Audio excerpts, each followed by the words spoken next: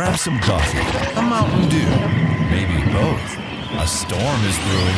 The Brainstorm. Welcome to the Brainstorm with Matt and Mike. Hey, welcome to the Brainstorm with Matt and Mike. Mike is out of the office today, but I'm excited about our show.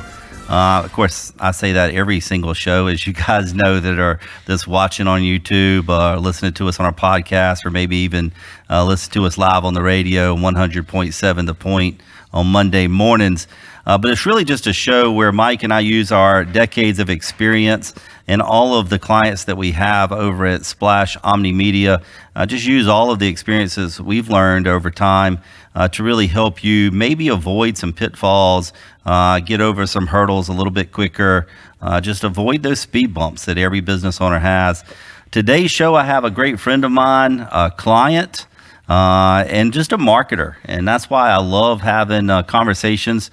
Welcome to the show, Alex Kirby. Thank you, Matt. Thank you for having me. Absolutely. Really I love every conversation we have, Alex. Alex and I have eaten breakfast together many times. Yeah. We get together here at our location, our facility all the time. We talk all the time. Alex owns a company called Trifecta Landscaping. He founded that organization and has built that organization from the ground up, really. So Alex, being a marketer, talk to me about, well, give us a little background first. When did you start the business and how did you come up with everything you're doing? So again, thanks, Matt, for having me on the show. Appreciate it a lot. Started 2017, January. Started a little bit before that unofficially. So I was a full-time pastor, as you know. I'm making very little money and working a lot of hours and living in one of the biggest suburbs here. So the cost of living was crazy. Got married to my wife and quickly realized this is not going to work monetarily. And so was praying through some opportunities. Hey, God, please send me something my way. And some gentleman at the church I worked at was asking me if he knew anyone that could cut his grass. And I said, I don't know anyone, but I can be that guy. Never had cut grass before to this point. My dad loved doing it growing up, so it was kind of his thing. So opportunities were pretty nil there. Yeah. And so started cutting his grass, and the neighbor came out and started that way, really. Okay. 6 months before I started the company. So got to 8 to 10 clients, making good little side money. It was really just a side hustle at that point. Yeah, 6 months. And then kind of decided to step away from full-time ministry professionally. And we're looking at, okay, how can my wife and I, have financial freedom? And we saw the lawn care landscaping field as that way. So started January 2017, which is not the time to start a landscaping business at all. No. Because in South Carolina, obviously, the only cold weather we're going to have is February, March, right? That's it, man. Yeah. January, February are death sentences here for landscaping. No snow, no ice, nothing, right? Right.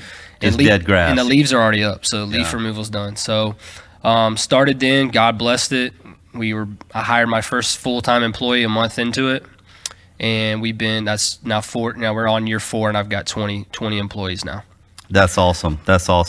And if I'm correct, and correct me if I'm wrong, I think year 3, either latter part of year 3 or early in year 4, you should be on that $1 million mark, right? We hit it just 2 days ago. That's fantastic. Yeah, we hit it 2 days ago. That's fantastic. Yeah, we're stoked about it. So congratulations on that. So from 0 to $1 million in basically 36 months. 36 months. That's a pretty good deal. Yeah, thank you. Yeah, so congratulations. Talk to me about the brand, the name Trifecta. Where did it come from? Trifecta came from 2 realizations I didn't want to be. I saw the first thing I did when I started my business was analyze the competition. So what is everyone doing and what can I do that's totally different from what they're doing mostly? The first one was most company names were last names or adjectives in landscaping. That's right. So Tony's Landscaping or Precision or Perfect or something like that, right? And so I tried to steer away from those 2 things. Trifecta came about because obviously Trinity came in my head, but I didn't want to from your pastoral days. I didn't want to be just geared towards people of faith. I wanted to serve anybody that wanted us to serve them. And so I was watching basketball, love sports, huge Gamecock fan, and Steph Curry, who plays for the Warriors, hit a 3-pointer in the playoffs. This is January time, right? Or it's regular season at that point. And I was like, man, that Trifecta would be a good replacement for Trinity. And so that's That's where it came That's from. where it came from. So it's got some biblical definition It in does, there, yeah. some biblical meaning. And sooner or later, you'll put it together from a business perspective, because we've also talked about your services over Right. the time. And so you'll have really 3 divisions over time. right. And we'll dive deeper into that. Well, and the joke is that all you need is a weed eater, a blower, and a mower. That's the it. trifecta. So The people, trifecta, ask okay. me all the time, "Oh, Yeah. did you name it that? Because you need 3 pieces of equipment." Yeah. I said, "No, that's not why." Well, the big joke, and we've done a lot of marketing and advertising for really large landscaping Yeah. organizations, and so we have some small businesses, what we consider to be a small business like yourself Yeah. as clients, which we're blessed to have and love watching our small business clients and partners grow their business over time. But most landscapers, as you know, the running joke in that industry, if anybody's listening, they'll probably know it, is every time some manufacturer distributor lay off, then Lowe's sells out of lawnmowers, right? Because everybody starts their landscaping business. But most people are just do it not to intentionally become or have a goal to become a much larger business.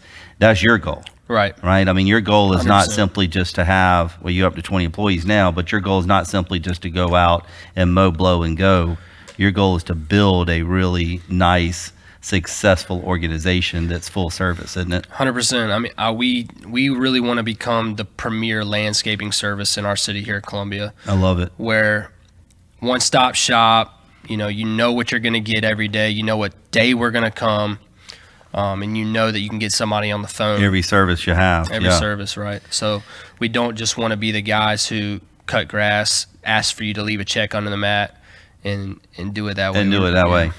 Well, when I opened the show a minute ago, I told our viewers and our listeners how much of a marketer you are.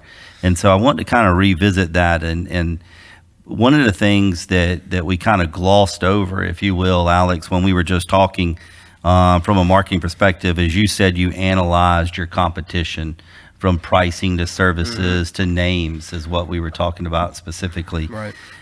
Man, that is so important, because so few people actually do competitive analysis, Right. and that is vitally important. What would you say to our listeners when it comes to making sure that whatever you're building, and I don't care if it's a really small business or a $20 million business or a $1 billion business, you still have to analyze your competition and your pricing structure? I think I come from a baseball background, played in college, and so my natural mindset was, how do I beat other people in my industry? And the only way to know your competition is to know what they're already doing, know what they're not doing, what they're good at, and what you need to do to overcome them. And so, like, for example, this is kind of a crazy story, but in the beginning, I would call around and ask for quotes like I needed a quote. Yeah. So I would know the pricing structure around my industry. I mean, I was new to it, had no idea. You got to figure it out somehow. Got to figure out. I did call a few of my mentors or people that I knew had businesses and kind of asked them for at least some clarity. Right. But you've got to, I call it hunt for answers. You've got to be proactive. You're not just going to Google something and it's going to pop up. So for me, I hope that answers the question. Yeah, no, absolutely. But It definitely does. I want to be proactive in everything I do. Yeah, so doing a full competitive analysis, because if you didn't do that, then you really don't know where you stand from a pricing perspective, Right. from Yep. the services you're going to offer, so on and so forth. So that's just the first part of a marketing analysis or competitor analysis. Hey, you're with us here on the Brainstorm with Matt and Mike. We're talking with Alex Kirby from Trifecta Landscaping. Alex, we were just talking about just marketing in general, and how much you enjoy the marketing aspect of business. We were talking about your branding and how you came up with the name. You literally just rebranded. You Yeah. were Trifecta Lawn Care, Yep. and now you're Trifecta Landscaping. Right. Tell me about that. Tell me, because I'll give you an example for our listeners and viewers. Go look up or Google Coca-Cola branding over the years, or Pepsi over the years, right? You'll see that all organizations rebrand themselves over and over and over. In fact, Coke has probably rebranded themselves 12 plus times over the last 100 years. And so what you have to do is you have to change with today's culture. Right. You have to change based off what you're servicing and what you're doing. So you just went through that process. Tell me what that mindset was, what your thoughts were, and why you decided to rebrand. It's a longer story, but I think I can shorten it. So when you first start a business, you're trying to get your bearings on who your target customer is, right? Right. And so over time, your customers speak for you. So we started off residential. It's the easiest access to market, right? To get in and get some residential customers. Over time, we've gained some large we call corporate accounts, hundreds of thousands of dollars accounts. We've had commercial accounts for tens of thousands of dollars. And then we've got, the grandmothers and grandparents where we keep their house up for them when, their kids can't do it for them. And so I started off with lawn care, not knowing that landscaping was a better word for collectively what outdoor services type word. Right. It was a spider web for everything outdoors at your house, right? Especially how consumers think. Right? Like on Google, SEO, all that kind of stuff. So in lawn care, we ended up getting a ton of customers call us over the years saying, "Oh, do you do fertilization?" And they would ask specific questions. So for me, this year specifically was when I knew we were going to hit roughly $1 million and we were getting a little bit bigger. I wanted to make sure when we did our website with you guys and stuff like that, that we were hitting every corner of questions asked by a consumer and not just, oh, they only do lawn care. They Right. don't do landscaping. They don't do bed redesign. They only mow grass or they only fertilize. So for us, it was very important to me. It's so crazy. It was only one word change, right? Like you go from lawn care to 2 words to Right. one singular one. Right. I mean, it must have taken me 3 months to we've been talking about this for 3 months. Yeah, maybe. we have. We talked a lot about it. So, And it's really a lot has to do with like the public's perception Perception of is the reality. word, Yeah. right? Lawn care versus landscaping. And if you think about lawn care, seems extremely residential, right? Right. And even small residential. Right. Whereas landscaping seems more full service. Right.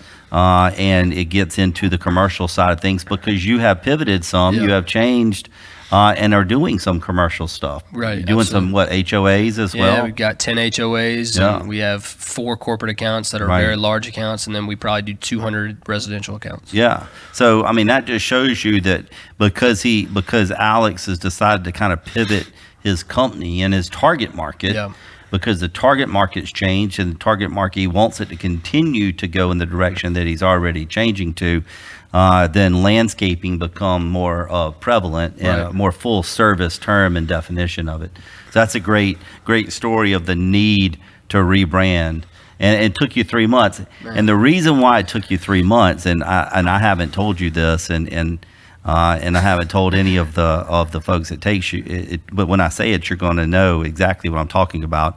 Your brand is probably the most emotional thing that you have to deal with from a marketing perspective.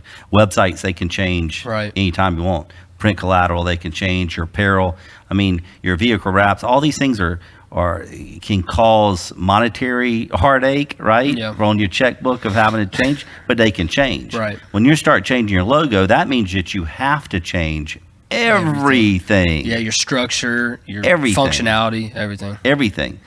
And so now all of a sudden it's quite a big deal. Right. And so that's why it's so emotional, because those things just don't change as often. Mm-hmm. But it was still a good work on just rebranding. So being a marketer, Alex, and you and I have talked about these types of things so much. When you first started, think back 3 years ago, when you first started that business, really what advertising tactics did you find to be most effective? Well, what we're most effective with, wish I could have done monetarily, Yeah. because I was getting bootstrapped off the ground. Sure. 2 different answers, but Facebook was huge. Okay. Social media. Social media was absolutely massive. And why do you think that was? I mean, let's just dive into social media for a second. Why do you think that was? Why do I think it worked well? Yeah. I think people don't know you're there until they see you're there. Yeah. Right. And so it's visual. visual. I think that especially in my industry, professionalism has lacked a little bit. Yeah. Like you said, a lot of guys don't have any wrap, no name on their truck, trailer, Right. anything.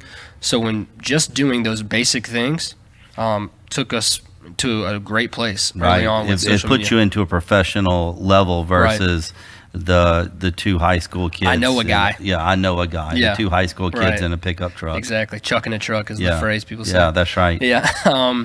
So social media. Social media, big time. And people recommend people on social media. Yeah, but when I started, that had just begun. So for Sailor Wanted groups was the new thing on Facebook when I started. Okay. And it wasn't very popular. Like now, we're in some groups together where like 60 people comment and they tag someone. Early on in 2017, that was just getting going. 5 or 10 people max, and you got a ton of jobs off that. The second one I did a lot was I printed off a lot of flyers, and I would go to target areas that I thought would be great. So like subdivisions, I did direct to their mailbox or door hangers and stuff, and those were really effective for me. Again, getting my name and my company's name in front of their face and not just something that's passing quickly. You know what I like about what you did with the door hangers thing you told me one time is you told me that you went ahead and gave them a quote on the door hanger. Did. If you live in a subdivision where all the lots are pretty much roughly the same size, there's not going to be a huge discrepancy in price difference. Right. And so we tell you what your quote is. So all you have to do is go, hey, are you serious? Is that the right quote? Yep. Okay, start tomorrow. I love that because now not only are you marketing and advertising your business, you're vetting out who's the right client, who's not. So I love that. Yeah, it's pretty good. It does take a ton of manpower to pass those out. It worked though. It worked though. It got a foundation going. We must have gotten this past year 90 new clients off of door hangers in a 3-week span. That's awesome. Yeah, it's pretty awesome. So you're still doing the same tactic. Yeah, we might change it a little bit this coming year.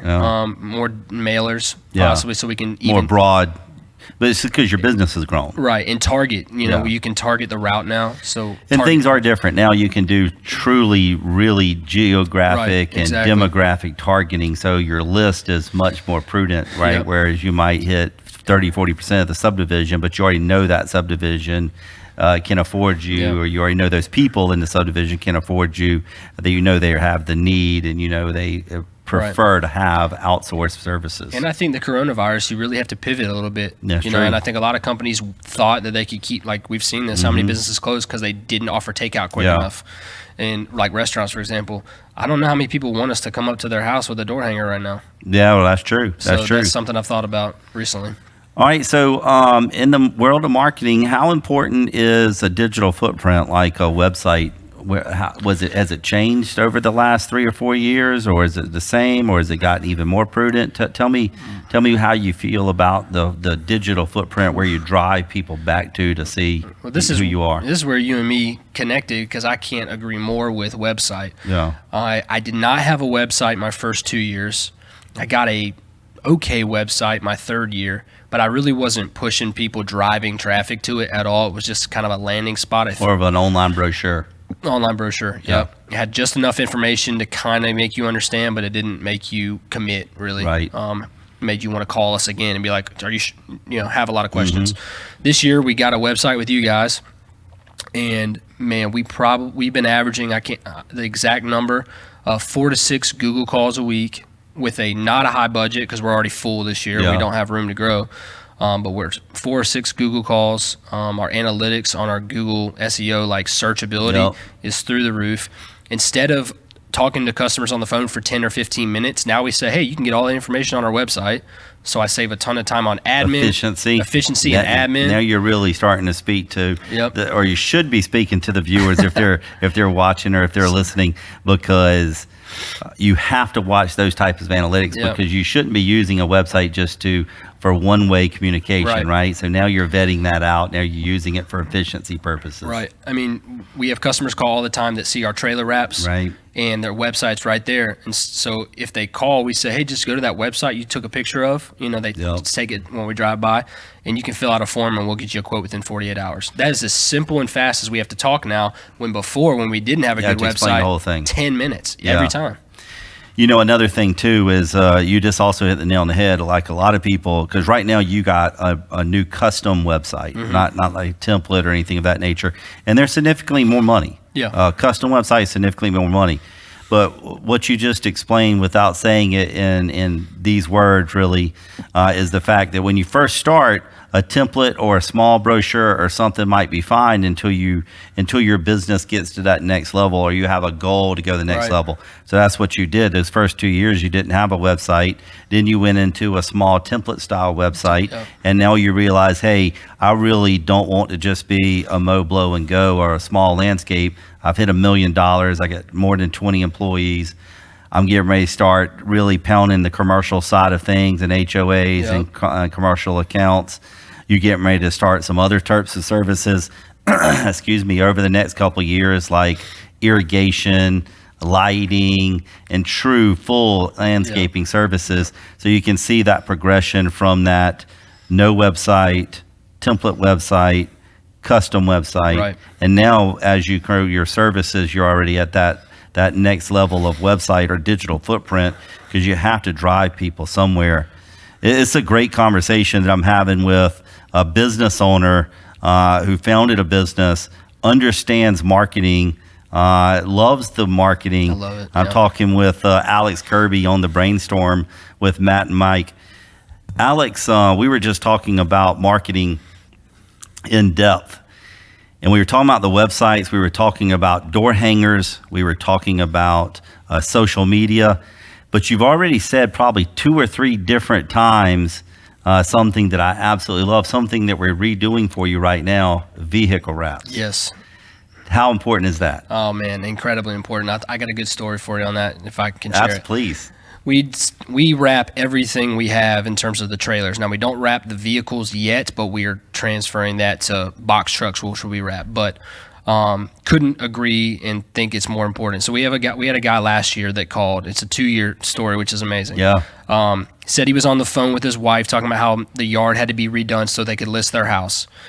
Pulled up behind my trailer as he's talking to her about it on the phone. He says, well, this has got to be a higher power thing. He made some comment like that.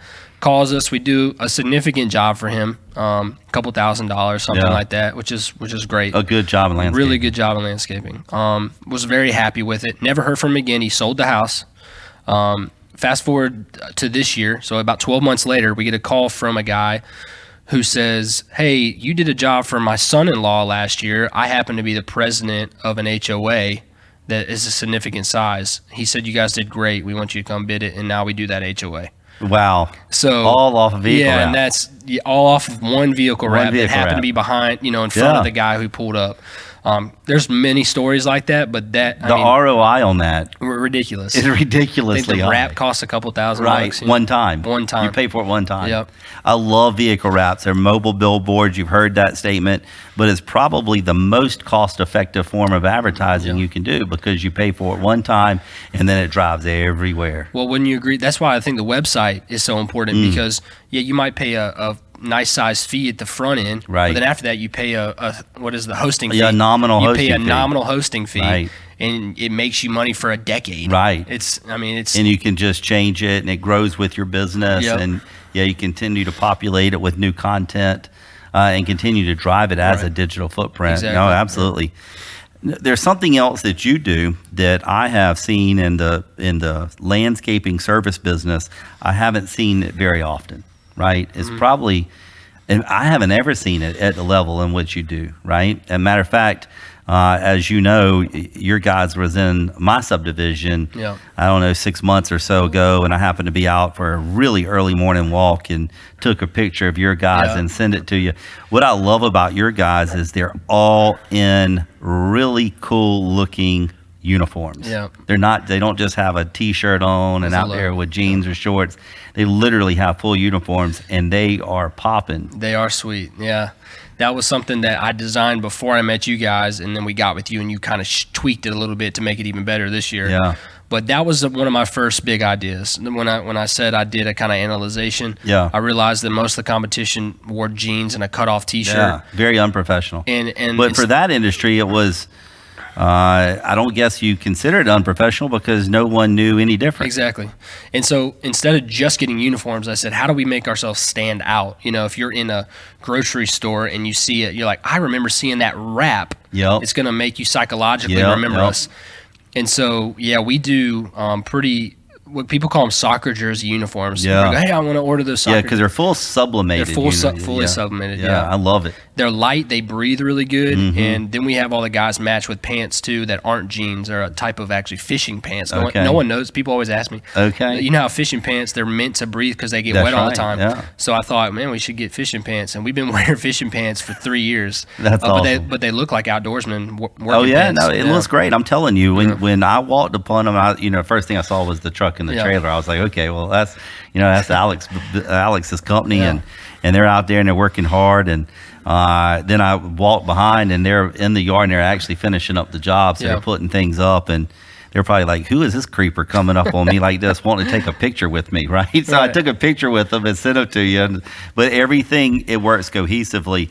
That's good branding, right? That's good branding because now they have the uniforms, they have the vehicle wraps, they have their business cards, they have the door hangers, they have their website. It all matches and it runs cohesively. That's what you want. You want to make sure that your brand and all tactics that you're doing is very tight and very cohesive. I like to say I only have seen the repercussions of that decision from 2 years. I mean, it's 2.5 years that I decided to do the new brand from the start and the uniforms and everything. I recently, it's funny we're bringing this up, the last month, you were with me when a guy recognized me. Yeah, at a breakfast. We were at breakfast, like 7 o'clock in the morning. Because of our Instagram and all of our uniforms. Someone in Home Depot the other day, when I said, I try to just say trifecta. Yeah. Oh, I've seen your trailer wraps all the time. So it's a lot of listeners, they want that quick, return on an investment with marketing. Right. But it's like a nice plant when it's got to grow to maturity. So people have got to see that wrap on their way to work like 10, 20, 30 times. Yeah. And then it starts being, I see these guys all over town. And then it's a compounding effect, right? Yeah. So that's what's going. It might have one here and 2 here, and then all of a sudden, 3 years from now, you look back and you got 200 that came from that effect. Yeah. Exactly. I didn't realize that. I thought it would be a quicker return, and we definitely had quick results. Right. But those onesie twosie. Yeah, but now you're getting customers who are only calling you because they're like, I remember that company I saw. And they haven't seen us in 6 months, but they remembered. That compounding effect, man. Yeah. Because it takes someone 8 to 10, 12 times to see it. As you heard me say 1,000 times, the average consumer sees over 3,000 commercial ads every single day. Right. So you have to have a brand and a message that cuts through all of that noise very quickly, right? And so that's one of the things that we pride ourselves on, is we help trying to craft a message that can cut through that noise, that can help a business just kind of make their own splash, I guess, in their industry, right? So you said it a minute ago that you and I are also in a networking group together. We're in the largest BNI group in the nation. Right. 130 plus members.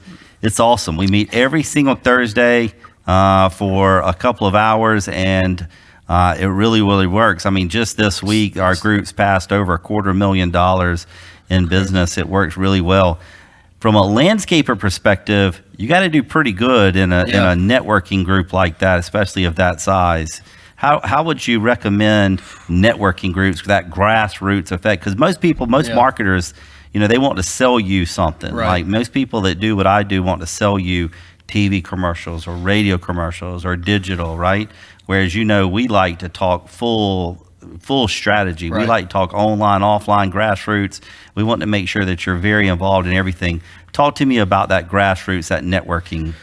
So talk about BNI, how effective it is. And it could be the chamber, all of those types of organizations are networking. I had never even heard of any of that. I mean, I knew what chamber was, but honestly, with people my age, they don't really understand until they're explained it.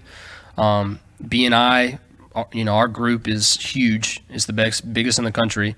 I was approached a few times about joining a group, but I didn't understand it until my financial advisor explained it to me. And next month marks a year that I've been in the group. We've done close to six figures in the group in our first year. That's awesome. And, all it takes is commitment, making sure you know the people in your group and you try to serve them. Givers gain, giving business, and you're going to get something in return. It's just the way it works.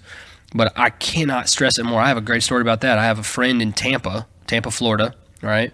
And we've only met once. We talk online a lot from landscaping stuff. He joined a group in Tampa because you got to join a BNI group. Yeah, you got to join. I think, and he only did he wouldn't care if I said this, $30,000 in business his first year. I think he's done $30,000 from BNI this year. Yeah. His second year in business. Yeah. He's just like, dude, I wish everybody knew about this. So I can't stress enough, people have to, that's my biggest thing.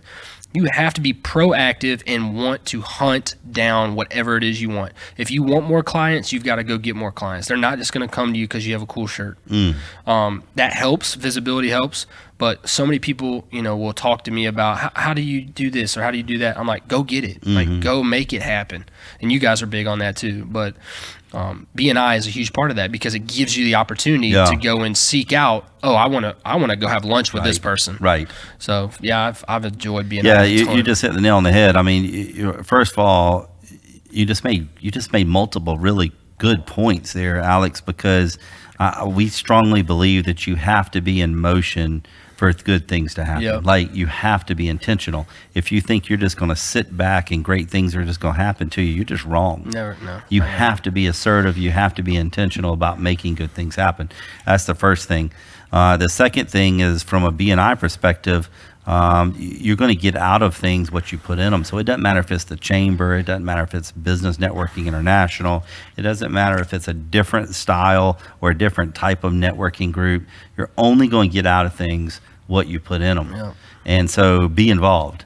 And you want to talk about involved, I mean, here's what we've talked about so far: branding, competitive analysis, digital services, websites, vehicle wraps, uniforms, direct mailers, door hangers, already manually doing the quote before you even hang them. We've talked about networking groups and grassroots types of organizations. Man. Yeah, a lot. Yeah, I mean, we're talking about a company that's just barely over 4 years old, right? Yeah, I mean, we're in the fourth year. We're in the 3.5 years. Yeah, 3.5 years. I mean, you already are doing things and learning things and putting in things in motion that businesses that are 10 or 12 years old hadn't even started doing, So that's the reason why you're already at $1 million, and we should start to see that $2 and $3 million. That's the hope, even for sure. much faster than the $1 million, right? And again, I credit it to just I was dumb enough but smart enough to just say I need to go talk to the smartest people. Yeah. Started talking to you, started talking to a couple of the better companies in my area, asked them if I can pay for them to go to breakfast.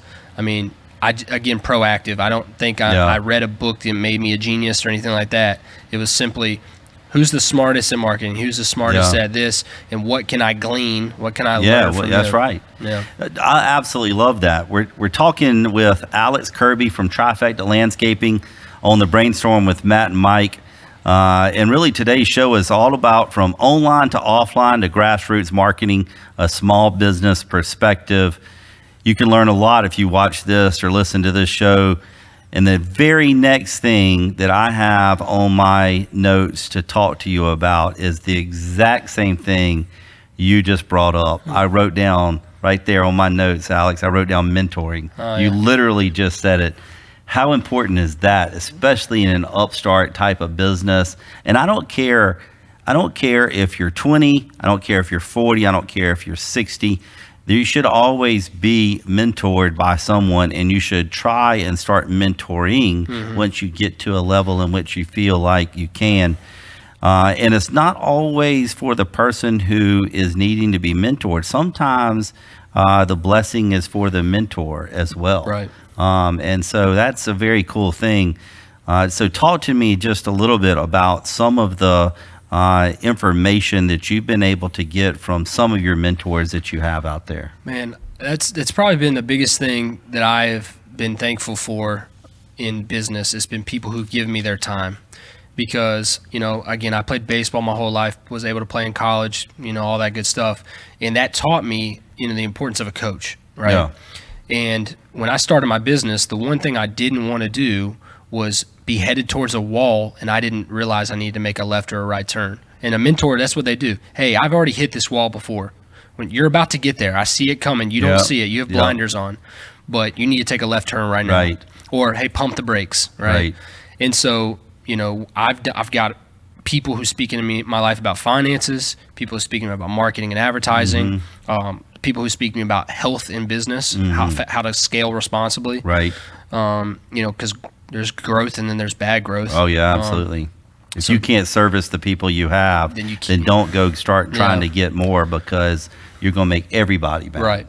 Or overwork your guys, and then they'll all quit. Then they're all burned out. Which happens in my business a lot. That you get a customer that the guys now have to work too much and they can't do the other ones.